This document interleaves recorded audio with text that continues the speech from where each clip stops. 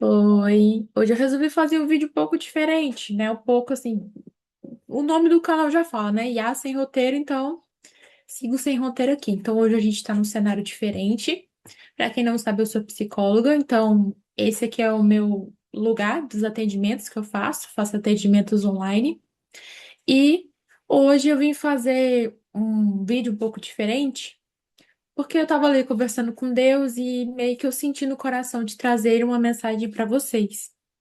E essa mensagem eu ouvi num culto, no domingo, e um pastor trouxe um outro viés, né, um outro lado ali sobre a mensagem. Então eu gostaria de trazer um pouco para vocês. E até mesmo assim, ontem eu estava lendo uma outra passagem completamente diferente e me lembrou essa mesma coisa. Então eu acho que tem algumas coisas repetitivas ali na palavra que é para deixar bem claro, né, que Deus promete e Deus cumpre, mas ele só cumpre para aqueles que obedecem. Então, vamos ler aqui, né? João 11, já vamos direto ao ponto. Então, João 11 é uma história muito conhecida. Fala da história de Lázaro. Lázaro, a ressurreição dele, né? Lázaro, que era um grande amigo de Jesus, assim também como as irmãs deles também eram grandes amigas de Jesus. E em João 11 vai falar: Estava então enfermo um certo Lázaro de Betânia, a aldeia de Maria e de sua irmã Marta. E Maria era aquela que tinha ungido o Senhor com unguento e lhe tinha enxugado os pés com seus cabelos, cujo irmão Lázaro estava enfermo. Mandaram-lhe, pois, suas irmãs dizer: Senhor, eis que está enfermo aquele que tu amas. E Jesus, ouvindo isso, disse: Esta enfermidade não é para a morte, mas para a glória de Deus, para que o Filho de Deus seja glorificado por ela. Ora, Jesus amava Marta e a sua irmã e a Lázaro. Ouvindo, pois, que estava enfermo, ficou ainda 2 dias no lugar onde estava. Depois disso, disse aos seus discípulos: Vamos outra vez para a Judeia. Disseram-lhe os discípulos: Rabi, ainda agora os judeus procuravam apedrejar-te, e tornas para lá? Jesus respondeu: Não há 12 horas no dia? Se alguém andar de dia, não tropeça, porque vê a luz deste mundo. Mas, se andar de noite, tropeça, porque nele não há luz. Assim falou e depois disse-lhes: Lázaro, o nosso amigo, dorme, mas vou despertá-lo do sono. Disseram, pois, os seus discípulos: Senhor, se dorme, estará salvo. Mas Jesus dizia isso da sua morte. Eles, porém, cuidavam que falava do repouso do sono. Então Jesus disse-lhes claramente: Lázaro está morto, e fogo por nós, e fogo por amor de vós, de que eu lá não estivesse, para que acrediteis. Mas vamos ter com ele. E aí, mais para frente, lá no versículo 25 vai falar, né? Quando Jesus já estava lá perto junto com as irmãs de Lázaro. Disse-lhe Jesus: Eu sou a ressurreição e a vida. Quem crê em mim, ainda que esteja morto, viverá. E todo aquele que vive e crê em mim, nunca morrerá. Crês tu isso? E lá mais para frente vai ter a ressurreição de Lázaro. Lá no versículo 34. E disse: Onde o pusestes? Disseram-lhe: Senhor, vem e vê. Jesus chorou. Disseram, pois, os judeus: Vede como o amava. Versículo 40. Disse-lhe Jesus: Não te hei dito que se creres verás a glória de Deus?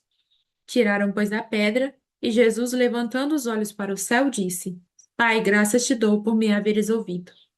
Eu bem sei que sempre me ouves, mas eu disse isso por causa da multidão que está ao redor, para que creiam que tu me enviaste.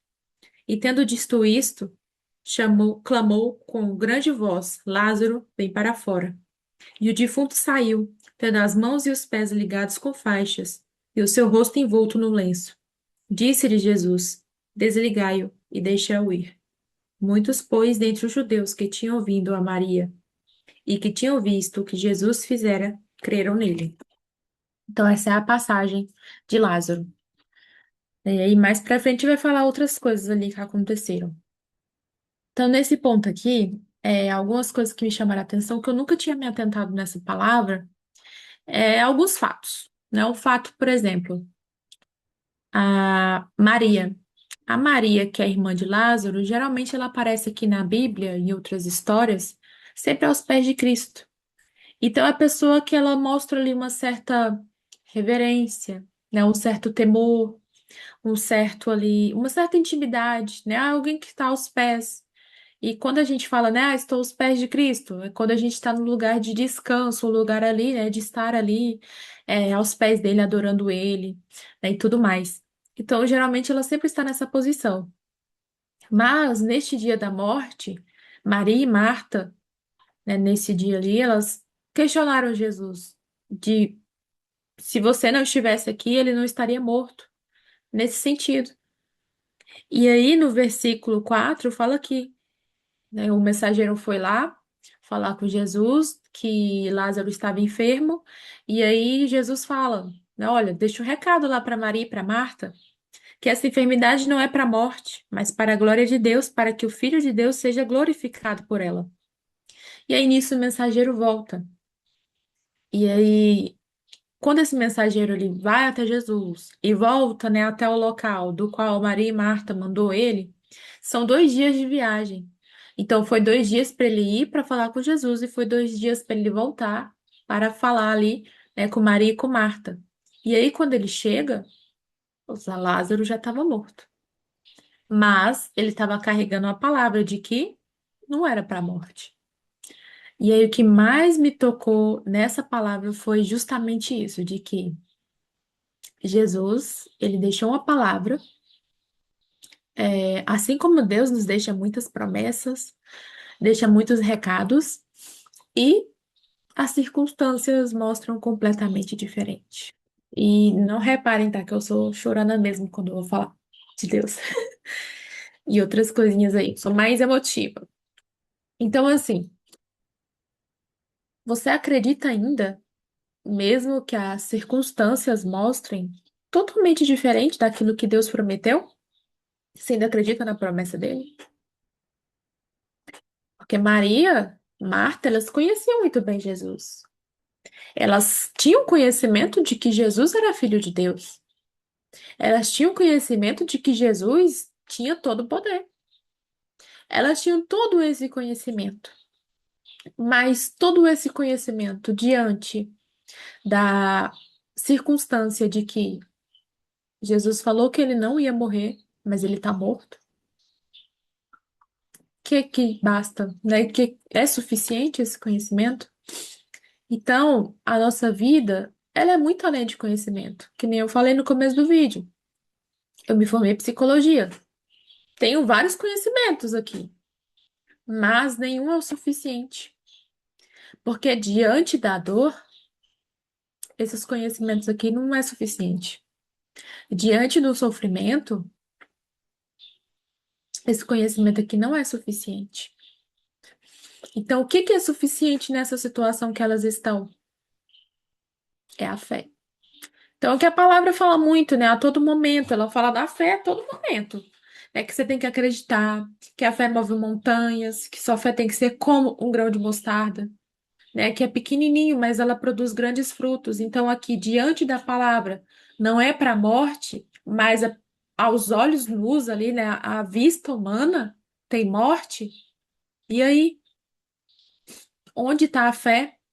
A fé está naquilo que os meus olhos podem ver, na minha visão humana, ou minha fé está movida naquilo que Deus declarou, aquilo que Deus prometeu, aquilo que Deus nos deixou ali, aqui, ó, essa palavra, né?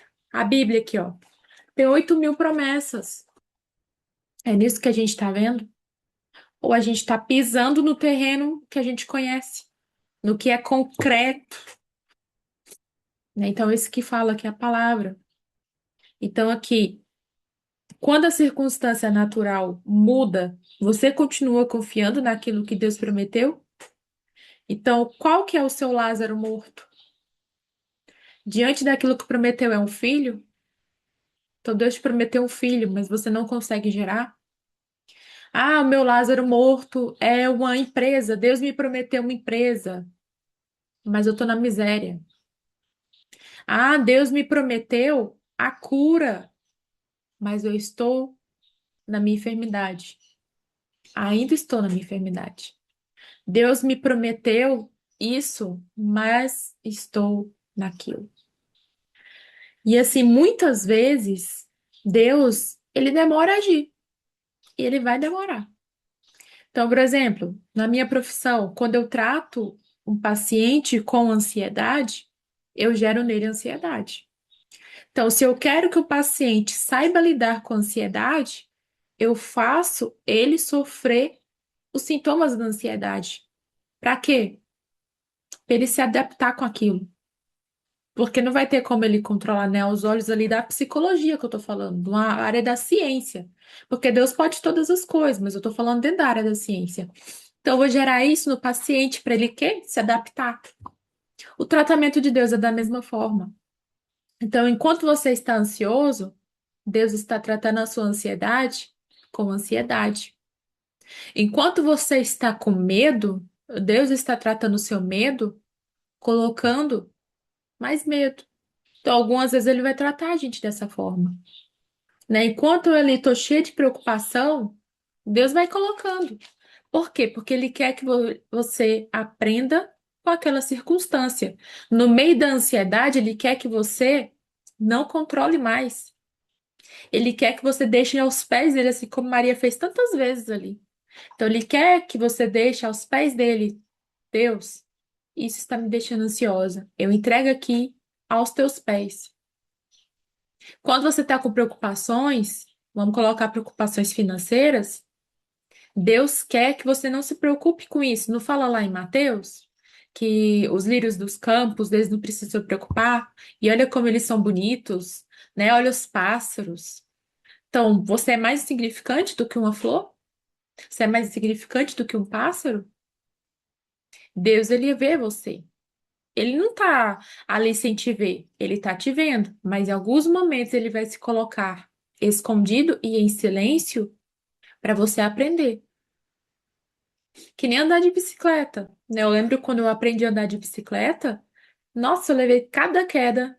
Mas se eu tivesse parado na queda, eu teria aprendido a andar de bicicleta? Não. Então, alguns machucados, algumas feridas vai fazer parte para você ficar cada vez mais forte. Então, às vezes, ali no meio da escassez, vai ser para você aprender a administrar algo grande lá na frente. Um exemplo, né? Deus ensina muitas vezes assim. É um deserto.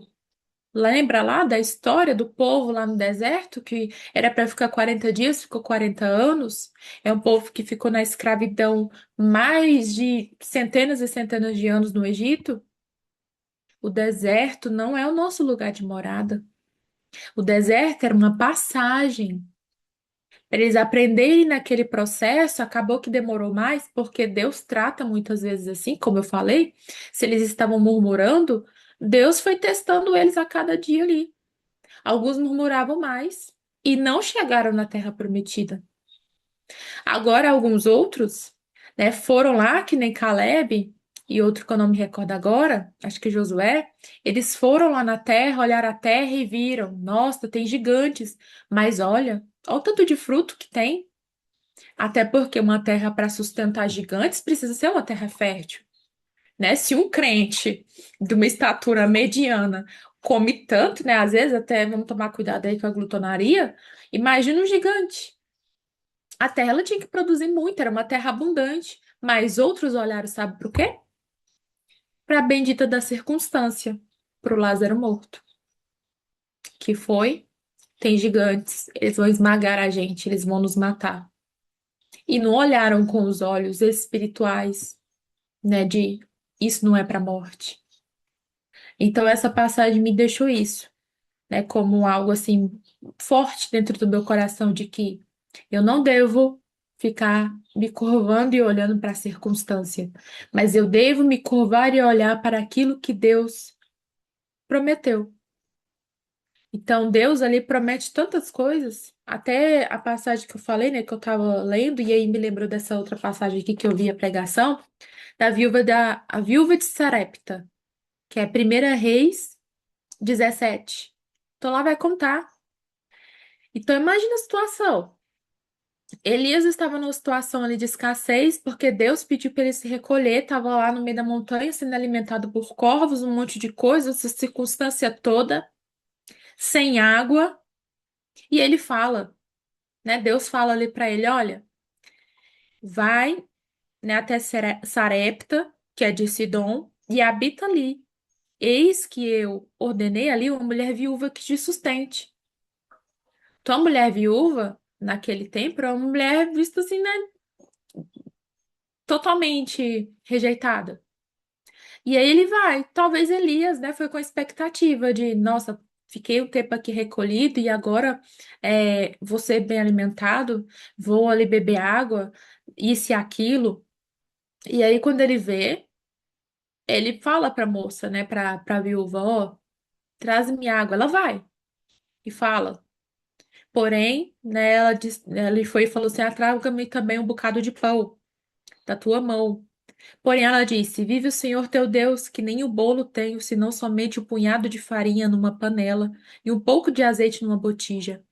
E vês é que apanhei 2 cavacos, e vou prepará-lo para mim e para o meu filho, para que o comamos e morramos. Aí Elias olha. Só que o Elias, ele tinha muita intimidade com Deus. Então ele não viu a circunstância. Ele sabia que ali havia um propósito. Então, quando você estiver em uma situação que está te ferindo, pergunta, Deus, qual o propósito do Senhor nesse período de deserto que eu estou agora? Nesse período que eu estou vendo Lázaro morto? Neste período que eu só tenho uma farinha e uma botijinha, um pouquinho de azeite? Qual o propósito que o Senhor tem? Porque alguma coisa aí é. Alguma coisa Deus quer te ensinar. Alguma coisa quer. Porque Deus, ele é justo. Tem sim as leis, às vezes, né? Não sei o que você fez no seu passado, não sei as circunstâncias, né? Assim, por exemplo, como Davi, né? Davi, ele acabou ali pagando o pecado que ele cometeu, até fala na Bíblia que ele foi um homem muito agradável aos olhos de Deus, exceto pela parte que ele matou Urias. Então, ele pagou o preço. A lei do mundo natural aqui tem lei. Se você comete alguma coisa, você paga. No mundo espiritual, da mesma forma. Então, Davi foi, fez jejum, fez tanta coisa, mas mesmo assim teve que pagar. Porque ele fez derramamento de sangue e acabou pagando com derramamento de sangue. Mas olhe para a situação que você está agora. Deus, qual o propósito? Deus, qual a identidade que o Senhor quer formar em mim? Porque a nossa identidade é todo dia moldada. Nós somos vasos na mão do oleiro. Então questione e não faça ali a murmuração. Porque lembra que aqui gera murmuração, né? A murmuração é um tipo de idolatria. Quando você está adorando um problema, o seu problema é o centro, não é Deus. Você está ali murmurando. Então, no caso, ao invés de murmurar, de falar, Deus, por quê? Ó Senhor, eu estou aqui, eu sou tão boa. Você nem é boa assim, não, tá? Ninguém é bom assim. Nem eu sou boa, né? Eu lembro muito de uma irmã que falava: Gente, eu não sou boa, eu sou ruim. O que tem bom em mim é de Deus, e é fato. O que tem de bom na gente é de Deus, não é nosso. Se tirar Deus, eu não sou nada. Eu não sou nada. Se tirar Deus da minha vida, eu sou uma pessoa totalmente orgulhosa. E isso eu tô falando a verdade. Agora, eu com Deus, Deus quebrou. Deus quebrou. Deus quebrou todo o meu orgulho. Então, Deus, ele molda. Deus é um pai que corrige. Deus não é o pai que passa a mão na cabeça. Já viu o que acontece no mundo natural com os pais ali, os filhos que os pais só vivem passando a mão na cabeça? São pessoas sem limites. Nós não, né? Na palavra de Deus fala, acho que é em Coríntios, não sei, que Deus, né, tem ali as coisas com ordem e com decência. Mas aqui o foco dessa mensagem, desse vídeo, é esse, de vocês. E eu falo por mim também, tá? Porque a palavra é 2 gumes. Ela cortou aqui primeiro e tá cortando. Então, ela corta dos dois lados. Então, não olhe a circunstância. Não olhe o Lázaro morto. Olhe para aquilo que Deus prometeu. Até um dos primeiros ali promessas que Deus nos traz é em Deuteronômio 28, se eu não me engano. Deixa eu olhar. Ó, Deuteronômio 28. Tem lá. É, as bênçãos que serão lançadas no monte de Gerizim. Então, as bênçãos, ó, o tanto de bênçãos se você for obediente. E aí, mas fala ali também, né? As maldições da desobediência. Então, qual o pai que não gosta, né? De um filho obediente? Todo pai gosta. Amém? Então, é isso que eu quero deixar com vocês, essa reflexão de João 11, para que a gente não fique olhando mais para a circunstância. Então, se Deus prometeu, se agarre naquilo que Deus prometeu, porque vai vir circunstância até mesmo para mudar você de estágio, muitas vezes. Então, para mudar você de um nível, então ele vai testar também sua fé. Né? A gente vive ali muitas vezes de provas. Jesus, Jesus sofreu provas. E não foi provas ali que foi enviada prova de Satanás, não.